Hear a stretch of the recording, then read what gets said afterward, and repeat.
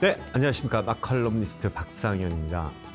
오늘은 우리 세계사에서 정말 세계사의 흐름을 바꿀 정도로 중요한 역할을 했던 식재료에 관해서 말씀드리려고 하는데 바로 후추입니다. 후추가 바꾼 세계사를 말씀드리기 이전에 과연 우리나라는 후추가 원래부터 있었을까 혹은 후추가 언제쯤 들어왔을까를 한번 살펴볼 필요가 있는데, 초정리 약수라고 여러분들 들어보셨는지 모르겠습니다. 그 약수물을 드셔보신 분도 많고 거기에 온천하신 분도 많을 텐데, 이 초정리가 유명해진 것은 조선 초기부터 유명했었는데 특히 유명해진 것은 세종대왕 때문입니다. 세종실록에 보면 이런 대목이 나옵니다. 누군가가 임금께 청주의 물맛이 호초맛과 같아서 이름하여 초수라고 부르는데, 이 물이 워낙에 효능이 뛰어나가지고 만병을 고친다라고 세종대왕께 이르게 됩니다. 이를 들은 세종대왕께서는 신하를 보내가지고 그곳에 임금이 외부에 갔을 때 머무르는 궁인 행궁을 짓게 하는데,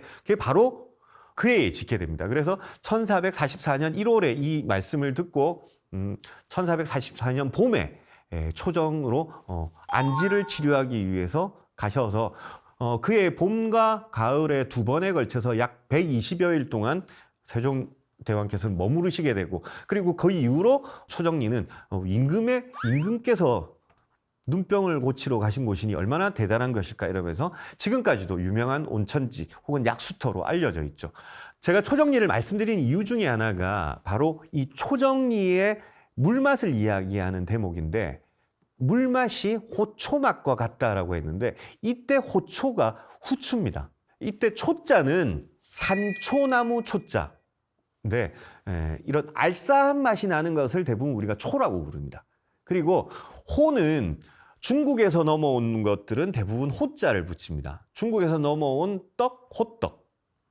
중국에서 넘어온 찐빵, 호빵 이런 식으로 부르듯이 호라고 붙이는 것은 대부분 중국에서 건너오셨다고 보면 됩니다.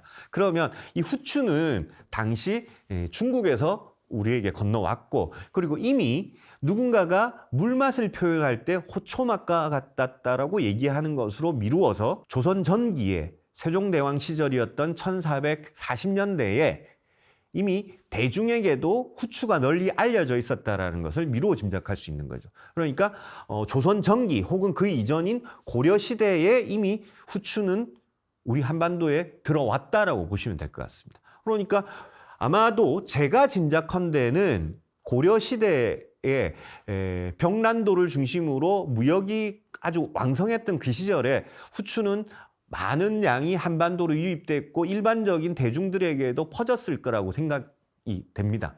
그런데 우리는 이렇게 일찍부터 후추가 도입될 수 있었던 이유는 후추가 생산되는 곳이 인도와 동남아시아 쪽입니다. 우리와 상대적으로 가까운 아시아권에 있었기 때문에 비교적 이른 시기에 후추가 도입이 되었습니다. 그런데 유럽은 사정이 좀 달랐어요. 인도와 동남아시아와는 유럽이 꽤 많이 떨어져 있죠. 그러다 보니까 얼마나 후추를 많이 사용하느냐는 곧 부의 상징이었습니다. 그리고 후추는 당시에는 이 금과 같은 가치를 가지는 아주 귀한 식재료였던 거예요. 그래서 중세 유럽에서 후추를 팔 때는 같은 무게의 금을 저울에 올려가지고 이렇게 무게를 달 정도로, 그러니까 금과 똑같은 가격이었던 거죠. 그 정도로 높은 가치를 인정받았다고 볼 수 있습니다. 그런데 이 후추가 인도나 동남아시아에서만 생산이 됐고, 이것은 아랍인을 통해서 유럽으로 전해지게 됩니다. 그리고 이 아랍인들은 유럽의 단 한 곳으로만 후추를 공급합니다. 바로 오늘날 이탈리아의 베네치아였습니다. 그래서 이 베네치아는 후추를 비롯한 향신료 무역을 독점하면서 거대한 그리고 아주 부유한 도시국가로 성장하게 됩니다. 이 베네치아가 후추를 비롯한 향신료 무역을 독점하니까 유럽의 다른 나라에서는 어떻습니까? 이것을 베네치아 상인들로부터 사서 왕실이나 귀족들이 독점합니다. 그래가지고 백성들에게는 더 비싼 가격에 판매되게 되죠. 일반적으로는 후추를 먹는다라는 것은 상상도 할 수 없었던 거죠. 아주 부유한 귀족들이나 왕족들만 먹을 수 있는 것이 후추였습니다. 그러다 보니까 수요는 점점 높아지는데 이 후추가 도대체가 어디서 오는지는 알아요. 어떤 루트를 통해서 오는지는 몰랐던 겁니다. 아랍 사람들이 그 루트를 철저하게 비밀에 붙였고 그들만 알고 있었습니다. 1400년대로 접어들면서 포르투갈의 엔리케 왕자라는 사람은 이 바다에 도전하기 위해서 처음에는 항해 학교를 설립합니다. 우선 항해술을 익히는 사람들이 많아야 바다에 도전할 수 있고, 그리고 그들을 실어나를 대형 선박을 건조할 수 있는 조선소를 설립합니다. 이렇게 항해 학교를 세우고 조선소를 설립하고 그 다음에 항해 지도를 만들어요. 이렇게 삼박자를 맞추면서 이 바다로 나갈 준비를 합니다. 왜 포르투갈이 이럴 수밖에 없느냐 하면 포르투갈은 유럽의 서쪽 끝에 있었어요. 베네치아와 너무 멀었습니다. 후추의 존재는 알았지만 후추를 구해서 자기들이 가져오려니까, 베네치아에서 가져오려니까 너무 변방에 있어가지고 너무 비싼 값에 가져와야 되는 겁니다. 근데 포르투갈 하나의 이점은 있었죠. 유럽의 땅 끝에 있다 보니까 대서양과 바로 마주하고 있었습니다. 그래서 저 바다를 거슬러 어디론가 가면 인도에 닿는 방법이 있지 않을까라고 생각을 합니다. 그러면서 포르투갈이 처음으로 바다로 나가는데, 마르코 폴로의 동방견문록을 통해 가지고 알려진 것 중에 하나는 뭐냐면, 포르투갈은 유럽의 서쪽 끝에 있고 인도는 저 멀리 동쪽에 있다 보니까 동쪽을 가는데 육지로 갈 수는 없으니까, 그러면 동쪽으로 갈 수 있는 방법은 포르투갈에서 밑으로 내려가 가지고 좌회전을 하면 동쪽으로 갈 수 있지 않을까를 도전을 통해서 알아내게 됩니다. 무려 이 과정을 알아내는 데가 100년 정도 걸립니다. 그러니까 대서양 끝에서 계속 내려가 보기 시작합니다. 내려가 보니까 내려가는 방향으로 봤을 때 왼쪽에는 뭐가 있죠? 거대한 아프리카 대륙이 있었던 겁니다. 그러면서 계속 내려가 봅니다. 내려가다 보니까 결국 아프리카의 남쪽 끝에 닿게 되죠. 이곳을 뭐라고 하죠?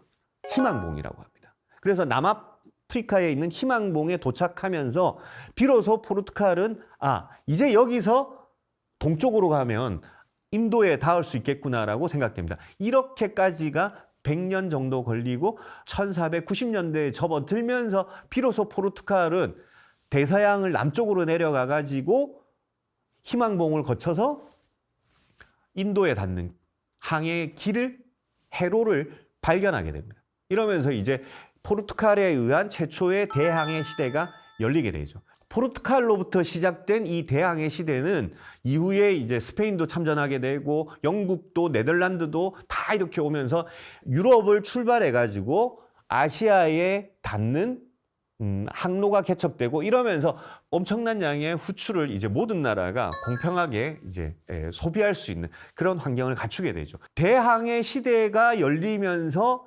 유럽은 처음에는 아시아에 후추를 비롯한 향신료를 찾으러 왔는데, 유럽은 뛰어난 그 군사력을 가지고 아시아를 하나둘씩 정복하기 시작합니다. 그러면서 이때부터 유럽인들에 의한 아시아 식민지 개척이 본격적으로 이루어지게 되죠. 그리고 이 식민지 개척과 더불어서 네덜란드, 스페인, 영국의 상인들은 동인도 회사를 조직하게 됩니다. 이 동인도 회사는 영국이나 네덜란드 같은 나라가 식민지 개척을 하기 위해서 경제력은 물론이고 군사력까지도 가질 수 있도록 허용한, 오늘날의 주식회사와 같은 일종의 상사라고 보시면 됩니다. 이 동인도 회사들이 처음에는 후추를 비롯한 향신료를 가져오지만 아시아에서 그 다음에 가져오는 것들이 설탕, 그리고 차, 그리고 커피, 이런 것들을 전부 아시아 지역에서 다 가져가기 시작합니다. 이렇게 축적한 부를 통해서 산업혁명까지 이루게 되고 엄청난 이 근대 사회로 이루어가는 어떤 발판을 마련하게 됩니다. 이때부터 이제 유럽이 강대국이 되죠. 아시아는 후진국으로 전락하게 되고, 이게 세계 역사의 흐름에서 15세기부터 시작된 대항해 시대와 20세기까지 근 200년 동안 시작된 전 세계사의 흐름에서 가장 중요한 부분이라고 할 수 있고, 바로 유럽이 아시아보다 경제적으로, 군사적으로 우위에 서게 되는 결과를 가져오게 됩니다. 이게 바로 후추를 찾기 위한 모험에서부터 시작된 결과라 생각하면 후추가 전 세계사의 흐름에서 적지 않은 역할을 했다라고 말씀드릴 수 있겠습니다. 음식의 어떤 역사들에서 보면 이런 그 음식으로부터 출발해가지고 그 음식이 정치적으로 큰 효과를 가져오는 일들이 적지 않습니다. 그래서 작은 후추 알갱이가 세계사를 바꿀 정도로 큰 역할을 했던 이런 것들을 보면 저는 아주 사소한 일이 결국 나중에는 아주 큰 흐름을 만들어내는 나비 효과를 종종 떠올리곤 합니다. 이 후추가 이뤄낸 세계사의 변화에 대해서 오늘은 말씀드렸는데 이 작은 후추가 이뤄낸 성과가 적지 않음을 기억해 주시면 감사하겠습니다. 지금까지 마칼럼니스트 박상현이었습니다. 감사합니다.